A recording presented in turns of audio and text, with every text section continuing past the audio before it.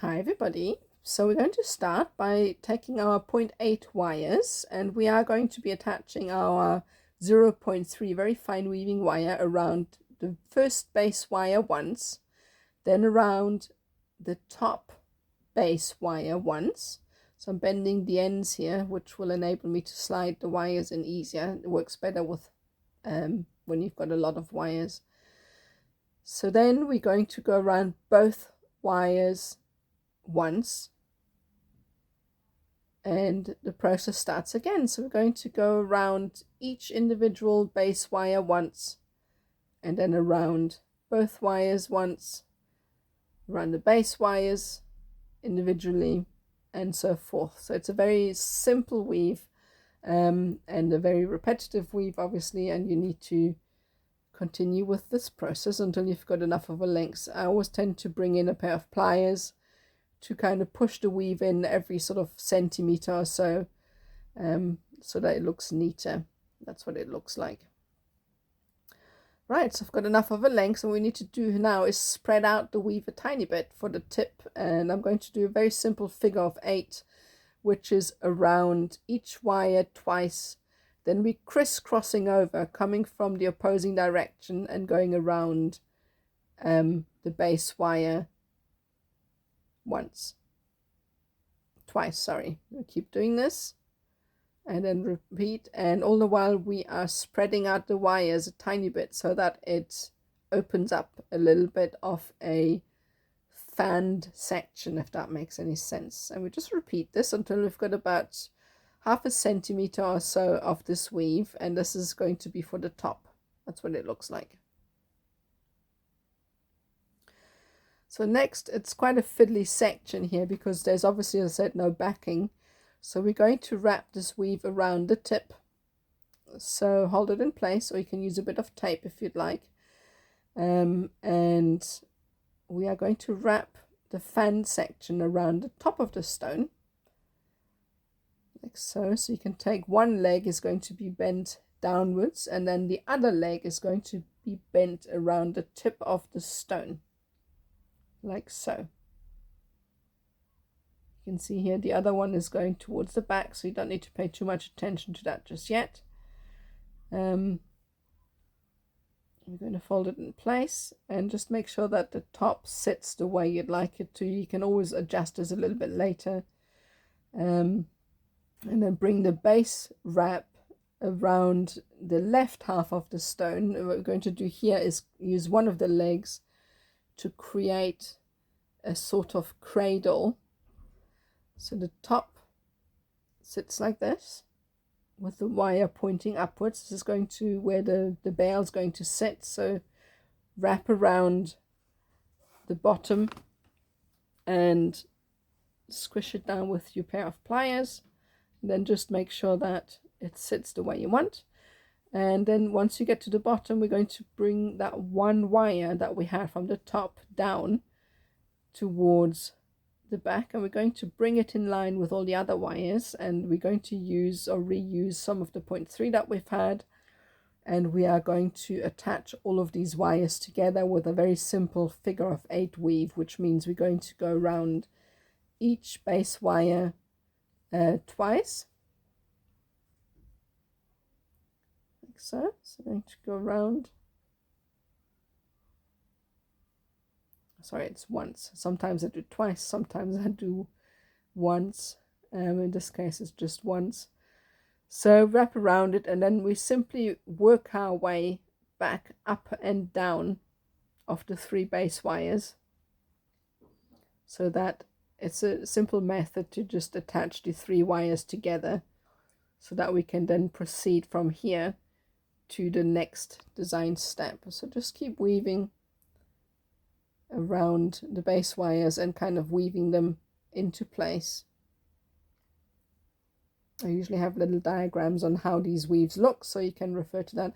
At this point the wrap is very loose, obviously, because there's absolutely nothing here to hold it in place.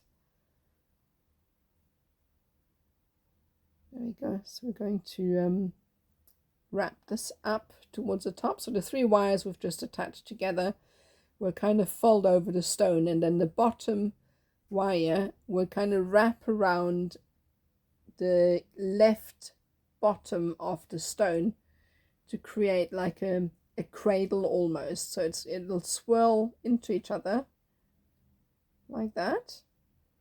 And again, take your time. The neater this will be at this stage, the better it will look later. So just kind of create a little seat where it will sit. And that's what it looks like so far. So once you've adjusted it and you're satisfied with the look, we're going to take the 0.3 left over from the top, and we are securing the bail section a little bit more to give it a bit more structure. So again, this is a figure of 8 weave, so it's around the bottom wire once or twice, and then we are coming from underneath to wrap it around the bail. The 0.3 is so fine at this stage that it takes a bit of fiddling to actually get it to sit into place, and it knots kind of quite easily, so you need to be gentle when you pull it through the actual wires, because it breaks quite easily as well. So just take your time with that. It's quite a time consuming process, but it's definitely worth it. So next we're going to create the actual bail section, which really isn't a bail, it's just an actual rosary link loop, so it's quite easy to create. So make sure it sits up at a straight section. We're going to keep bending it with our chain nose pliers. So we're going to bring this in and use a round nose pliers to kind of place it at the bend and very gently loop that around, and take your time with that. The neater it looks, the better, because it's obviously a part of the pendant that's quite prominent, so take your time with that. Round nose, bent nose pliers are fantastic for that sort of thing, and you see here why, because nothing gets in the way when you're wrapping.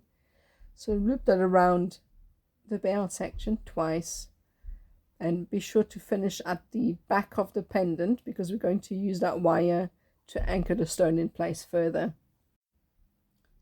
So once it's attached, we're just going to follow the line of the other back wire like so, and we need to anchor these two together. So we're just going to take the weaving wire from the bail, and we're just going to wrap it around those two wires.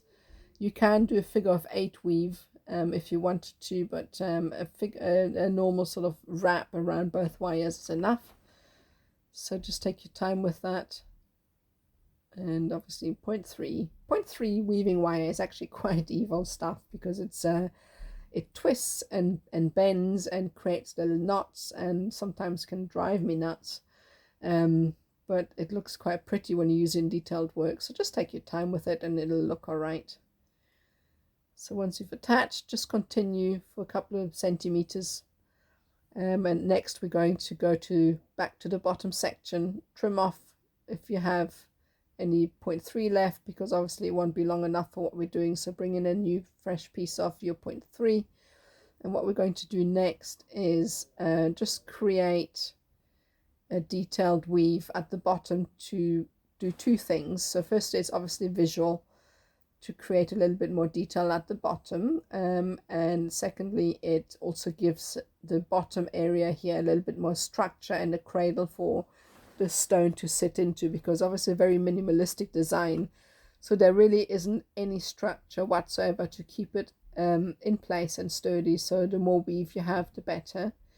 So the way we do this weave is just figure of 8 again. So we're going to go around a couple of times around each wire to anchor it in place, and we kind of zigzag from top to bottom. So in essence, we've got 3 wires here, so the coil at the top, and then obviously the 2 base wires that will form the swirls in the center. So we wrapping around each a couple of times, and then always make sure you push the weave together so that it looks neat and tidy. Especially with the 0.3, it's quite easy to accidentally twist and overlap the wire on top and double it over, which would create a tiny little bulk. You won't really see it if it happens once or twice, but if it happens a couple of times, it'll look unsightly. So just be sure to do this slowly and take your time. I mean, this is obviously a very time-consuming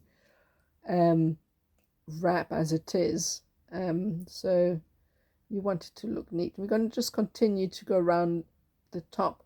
So what we're going to do next is we're going to lose the bottom wire that is pointing towards the inside of the stone, and we're going to continue this weave with the swirl and the middle wire, because we need to start anchoring these two in place. So I'm just going to again figure of 8 around the swirl and the middle wire until I've got enough of this kind of weave to move on to the next step. So just keep weaving, and I'm showing this because obviously not everybody needs to see this, but there's beginners that may not have done this technique before, so I don't want to bore people, but I also want to make sure everybody sees how I'm doing this, so that you get an idea of how this works. So just going to pull this and twist it, and that's what it looks like. So you can see can be quite a tedious effort to do this. Again, as I said, take your time.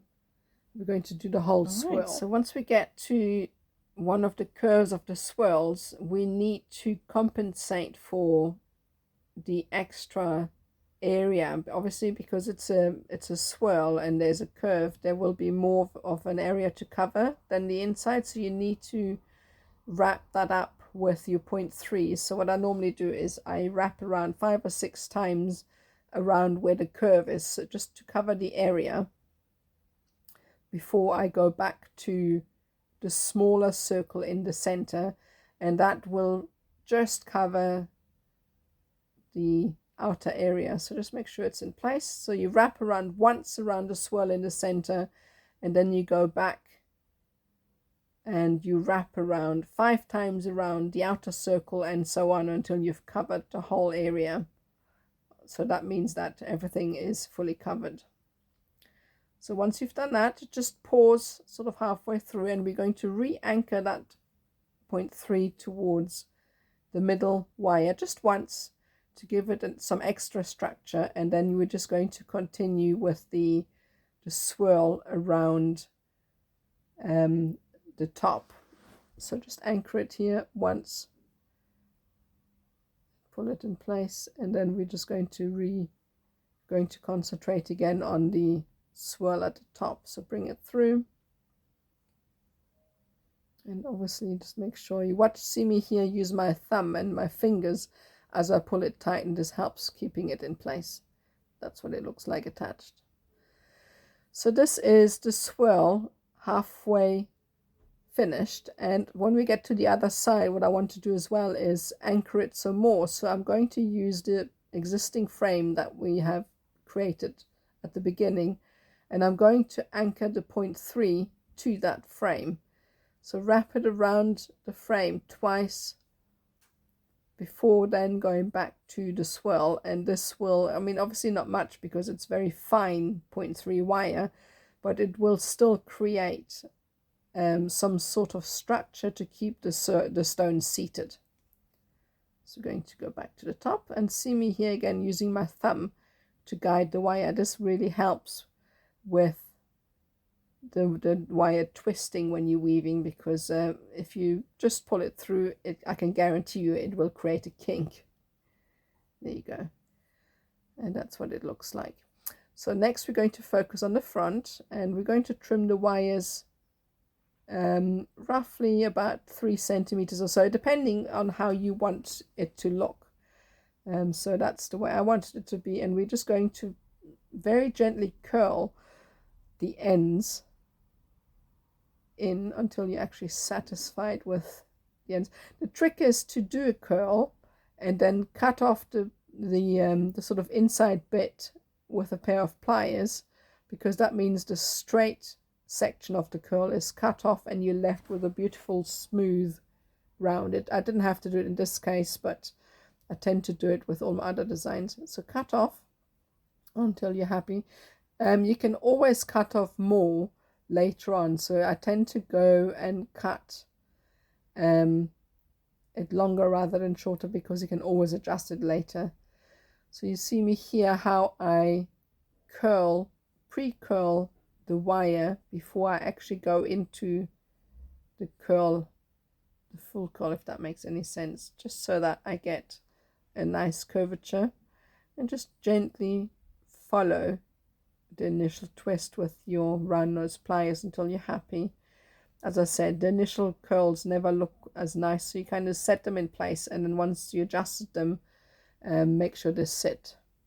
So once you've done that, the last step we need to do is obviously attach those swirls together, because if you don't attach them, the stone isn't secure enough, and the chances are that the swirls will catch on clothing and then obviously get, bent apart. So you need to attach them together. So what I do here is I just take a little bit of the leftover 0.3 wires from the weave, from the stone. If you've watched some of my tutorials, you know by now that I always have a bit of an octopus going on, so I've always got leftover wires. So just reuse these, and if you haven't got any, just attach a new piece instead of fresh. So all I'm doing here is zigzagging back and forth in between the swirls, basically just kind of weaving them together, just so that they are strengthened. And take your time with that, because it's obviously quite a prominent sort of feature of the whole design, so the more time you take with it, the neater it'll look. I tend to, once I've done a few weaves, take a pair of pliers to help me with the sort of neatness. I push the weaves together, which the end result will look so much better, because obviously it looks a lot neater. And what I do is, once I'm finished with this section, I am going to go across, and I'm reusing the same wire to attach all of these swirls together, and then I move up to the top and also attach it to the main frame, and then that's that. So that's the pendant finish. Obviously the last step is then to just attach a jump ring to the top for your chain, and that's you done.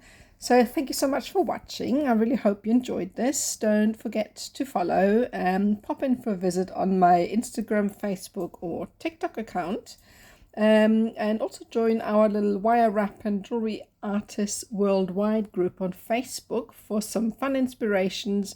We always do a little bit of fun challenges, and it's just a fantastic community full of amazing artists. So see you there.